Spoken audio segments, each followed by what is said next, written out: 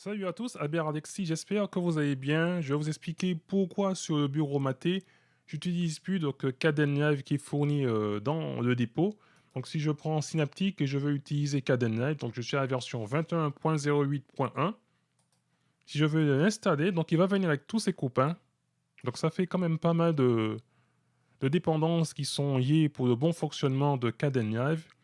Et vu que sur la PC Linux OS, il y a beaucoup de mises à jour, je trouve, concernant le bureau K2 Plasma.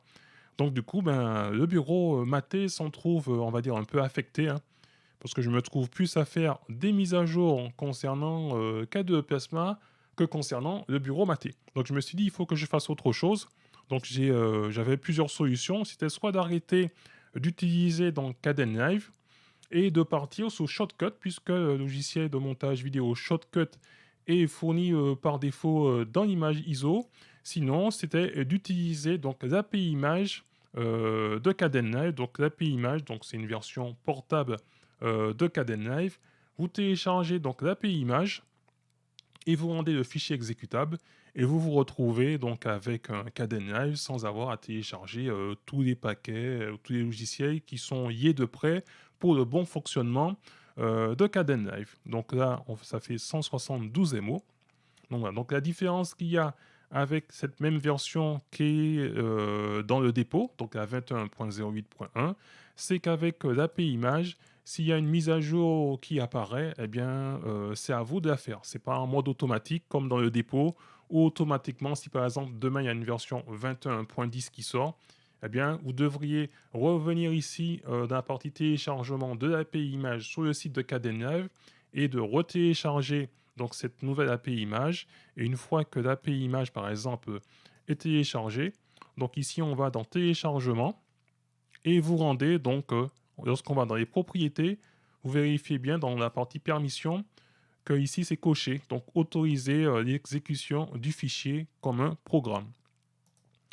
Et donc une fois que c'est fait, eh bien à ce moment, je clique dessus et j'ai ma version de Kdenlive qui s'ouvre. Je vais dans la partie configuration, lancer l'assistant de configuration et on voit que les codecs ont été mis à jour et tout semble correct. Donc l'accélération matérielle NVIDIA. Donc je vais vérifier et effectivement mon encodeur, on va dire NVENC qui m'intéresse, est activé. Donc pour l'encodeur NVENC,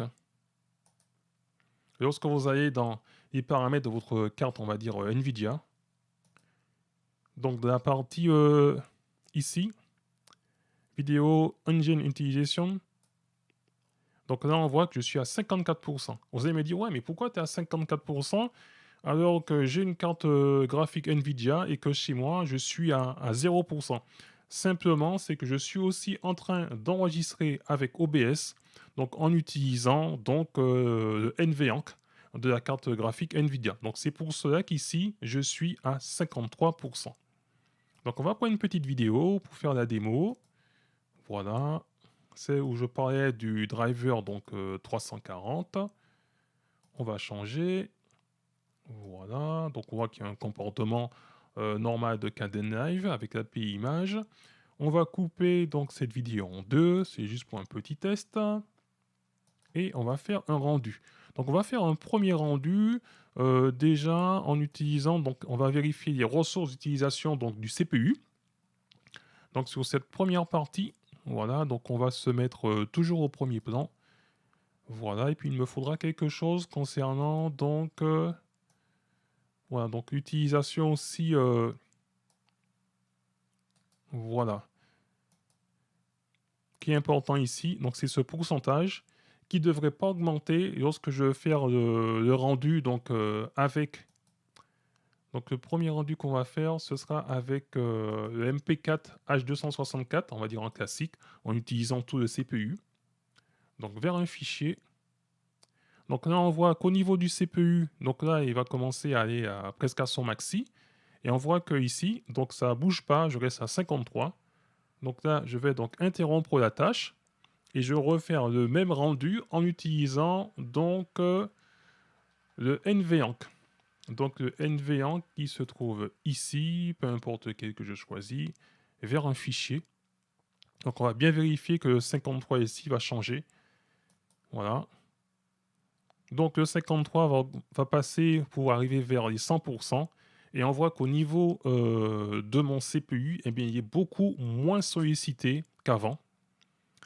Et on voit que j'ai bien mon NV1 qui fonctionne avec cette API image.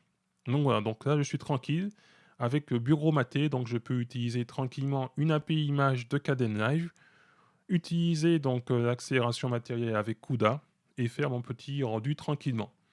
Donc pourquoi je fais cela? Comme je vous ai expliqué, c'est simplement que si vous êtes sur une distribution qui est surtout, si on va dire, en rolling release, qui a beaucoup de mises à jour qui sont liées, on va dire, à KDE Plasma, donc aussi ça fait partie de, avec Kdenlive, eh bien, sur le bureau maté, eh bien, j'aurai moins de mises à jour parce que c'est un bureau qui a une grosse mise à jour, on dira une fois par an, donc je suis un petit peu plus tranquille maintenant. Donc dites-moi, qu'est-ce que vous faites avec le bureau Kdenlive, surtout si vous n'utilisez pas le bureau KDE Plasma. Donc, est-ce que vous utilisez donc l'API image, surtout si vous êtes une distribution rolling release? Donc, n'hésitez pas à me le dire dans les commentaires de la vidéo. Eh bien, pour moi, pour l'instant, je vais rester avec donc l'API image. Voilà, donc ça fonctionne très bien.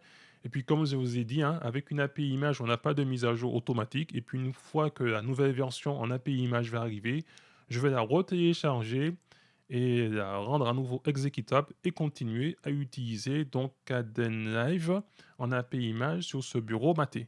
Sur ce, je ne serai pas plus long.